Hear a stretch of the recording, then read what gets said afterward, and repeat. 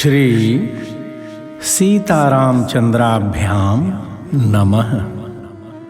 श्रीमद्वाल्मीकीय रामायणं बालकांडं 38 सर्गः।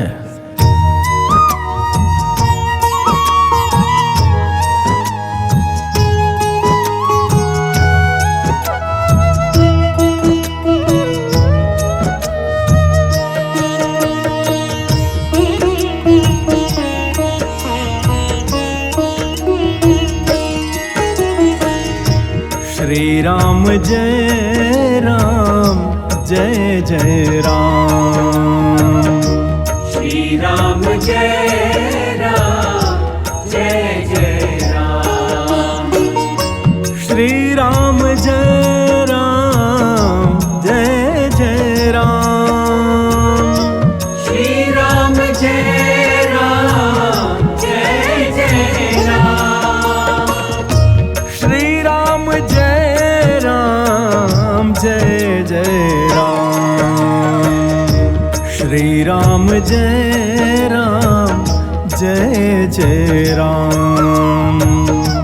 श्री राम जय राम जय जय राम।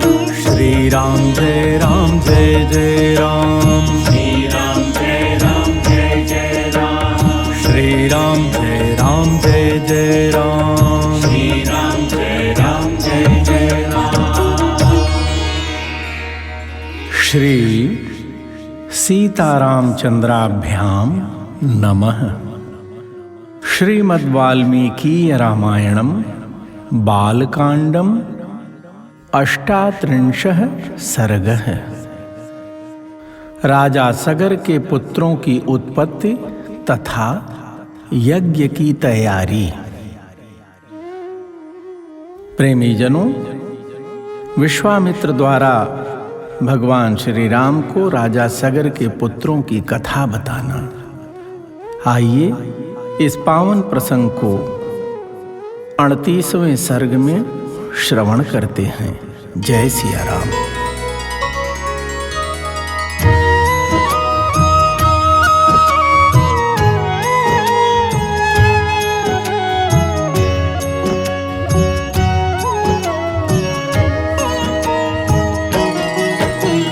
तां कथां कौशिको रामे निवेद्य मधुराक्षरां पुनरेवापरं वाक्यं काकुत्स्थमिदमब्रवीत्। अयोध्याधिपतिर्वीर पूर्वमासीन्नराधिपः सगरो नाम धर्मात्मा प्रजाकामः स चाप्रजः। प्रेमी जनों, विश्वामित्र जी ने मधुर अक्षरों से युक्त वह कथा श्री राम जी को सुनाकर फिर उनसे दूसरा प्रसंग इस प्रकार कहा। वीर, पहले की बात है, अयोध्या में सगर नाम से प्रसिद्ध एक धर्मात्मा राजा राज्य करते थे। उन्हें कोई पुत्र नहीं था, अतः वे पुत्र प्राप्ति के लिए सदा उत्सुक रहा करते थे। वैदर्भ दुहिता राम केशिनी नाम रामतः ज्येष्ठा सगर पत्नी सा धर्मिष्ठा सत्यवादिनी। अरिष्टने मेर्दुहिता सुपर्ण भगिनी तुसा द्वितीया सगरस्यासीत् पत्नी सुमति संगीता। विश्वामित्र जी ने कहा, श्री राम, विदर्भ राजकुमारी केशिनी राजा सगर की ज्येष्ठ पत्नी थी। वह बड़ी धर्मात्मा और सत्यवादिनी थी। सगर की दूसरी पत्नी का नाम सुमति था। वह अरिष्ट नेमि कश्यप की पुत्री तथा गरुड़ की बहन थी।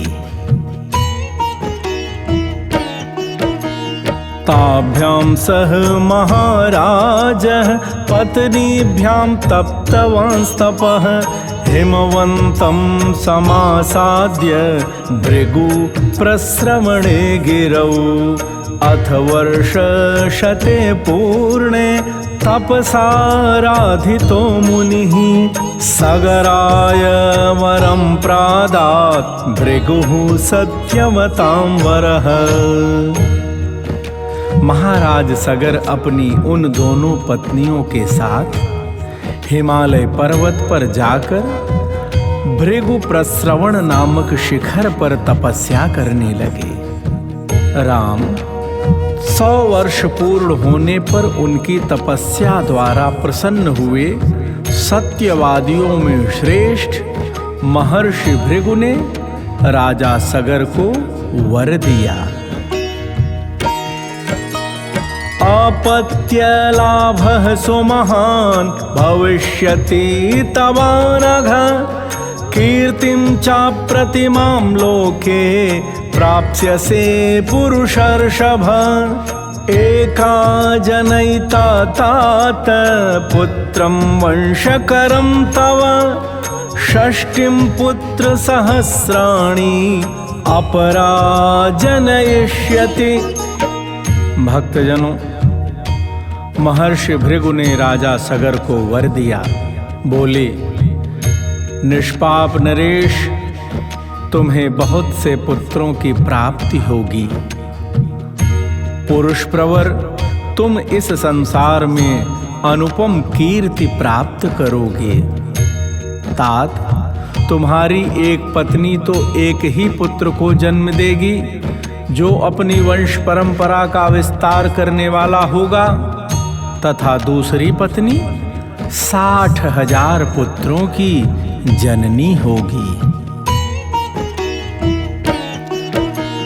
भाषमाणं महात्मानं राजपुत्र्यौ प्रसाद्यतं पूछतुः परमप्रीते कृताञ्जलिपुटे तदा एकः कस्याः सुतो ब्रह्मन् का बहून् जनयिष्यति श्रोतुमिच्छावहे ब्रह्मन् सत्यमस्तु वचस्तव।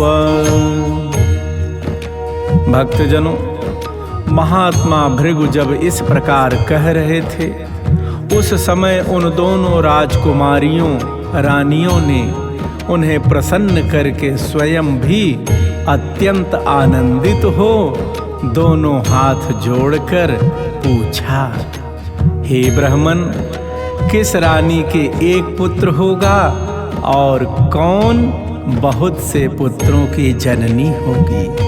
हम दोनों यह सुनना चाहती हैं, आपकी वाणी सत्य हो। तयोस्तद्वचनं श्रुत्वा भृगुः परम धार्मिकः उवाच परमां वाणीं स्वच्छन्दोत्र विधीयताम् एको वंशकरो वास्तु बहवो वा महाबलाः कीर्तिमन्तो महोत्साहाः का वा कं वरमिच्छति। भक्तजनों, उन दोनों रानियों की यह बात सुनकर परम धर्मात्मा भृगु ने उत्तम वाणी में कहा, देवियों, तुम लोग यहाँ अपनी इच्छा प्रकट करो। तुम्हें वंश चलाने वाला एक ही पुत्र प्राप्त हो अथवा महान, बलवान, यशस्वी एवं अत्यंत उत्साही बहुत से पुत्र। इन दो वरों में से किस वर को कौन सी रानी ग्रहण करना चाहती है? मुनेस्तु वचनं श्रुत्वा केशिनी रघुनंदन पुत्रं वंशकरं राम जग्राह नृपसन्निधौ षष्टिं पुत्रसहस्राणि सुपर्ण भगिनी तदा महोत्साहान् कीर्तिमतो जग्राह सुमतिः सुतान्। विश्वामित्र जी ने कहा, रघुकुल नंदन श्री राम, मुनि का यह वचन सुनकर केशिनी ने राजा सगर के समीप वंश चलाने वाले एक ही पुत्र का वर ग्रहण किया। तब गरुड़ की बहन सुमति ने महान उत्साही और यशस्वी 60,000 पुत्रों को जन्म देने का वर प्राप्त किया। प्रदक्षिणं ऋषिं कृत्वा शिरसाभिप्रणम्य तं जगाम स्वपुरं राजा सभार्यो रघुनन्दन। अथ काले गते तस्य ज्येष्ठा पुत्रं व्यजायत असमंज इति ख्यातं केशिनी सगरात्मजम्। भक्तजनों, महर्षि विश्वामित्र जी ने कहा, रघुनंदन, तदनंतर रानियों सहित राजा सगर ने महर्षि भृगु की परिक्रमा करके उनके चरणों में मस्तक झुकाया और अपने नगर को प्रस्थान किया। कुछ काल व्यतीत होने पर बड़ी रानी केशिनी ने सगर के औरस पुत्र असमंज को जन्म दिया। सुमतिस्तु नरव्याघ्र गर्भतुम्बं व्यजायत 60 पुत्र सहस्राणि तुम्बभेदाग्निश्रिताः घृतपूर्णेषु कुम्भेषु धात्र्यस्तान् समवर्धयन् कालेन महता सर्वे यौवनं प्रतिपेदिरे। प्रेमी जनों, विश्वामित्र जी ने राम जी से कहा, पुरुष सिंह, छोटी रानी सुमति ने तुम्बी के आकार का एक गर्भपिंड उत्पन्न किया। उसको फोड़ने से 60,000 बालक निकले। उन्हें घी से भरे हुए घड़ों में रखकर धाइयां उनका पालन पोषण करने लगी। धीरे धीरे जब बहुत दिन बीत गए, तब वे सभी बालक युवावस्था को प्राप्त हुए। अथ दीर्घेण कालेन रूपयौवनशालिनः 60 पुत्र सहस्राणि सगरस्याभवंस्तदा। सच ज्येष्ठो नरश्रेष्ठ सगरस्यात्मसंभवः बालान् गृहीत्वा तु जले सरैवा रघुनंदन। प्रेमी जनों, इस तरह दीर्घ काल के पश्चात राजा सगर के रूप और युवावस्था से सुशोभित होने वाले 60,000 पुत्र तैयार हो गए। विश्वामित्र जी ने कहा, नरश्रेष्ठ रघुनंदन, सगर का ज्येष्ठ पुत्र असमंज नगर के बालकों को पकड़कर सरयू के जल में फेंक देता। प्रक्षिप्य प्राह सन्नेत्यं मज्जतस्तान् निरीक्ष्य वै एवं पाप समाचारः सज्जन प्रतिबाधकः पौराणामहिते योक्तः पित्रा निर्वासितः पुरात् तस्य पुत्रोंशुमान् नाम असमंजस्य वीर्यवान्। भक्तजनों, असमंज जब बालकों को सरयू नदी में फेंक देता था और वे डूबने लगते थे, तब उनकी ओर देखकर वह हंसा करता था। इस प्रकार पापाचार में प्रवृत्त होकर जब वह सत्पुरुषों को पीड़ा देने और नगर निवासियों का अहित करने लगा, तब पिता सगर ने उसे नगर से बाहर निकाल दिया।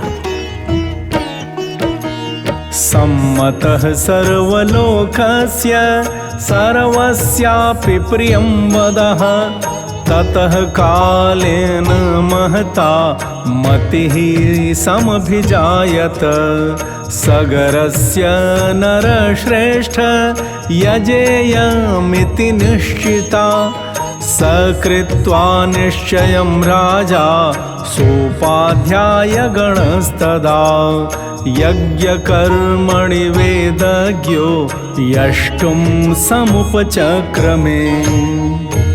भक्तजनों, असमंज के पुत्र का नाम था अंशुमान। वह बड़ा ही पराक्रमी, सबसे मधुर वचन बोलने वाला तथा सब लोगों को प्रिय था।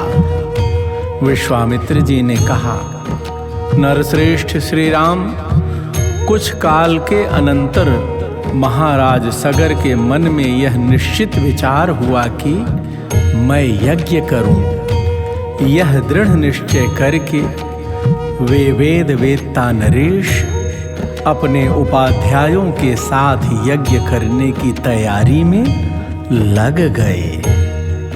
इत्यार्षे श्रीमद् रामायणे वाल्मीकिये आदि काव्ये बालकांडे 38 सर्गः।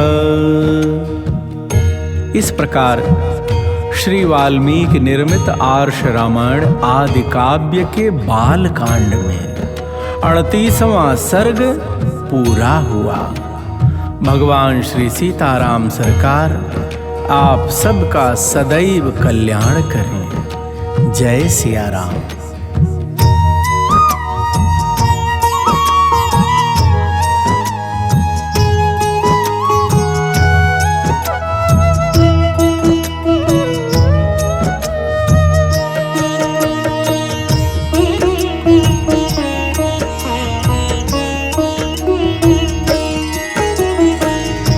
श्री राम जय राम जय जय राम।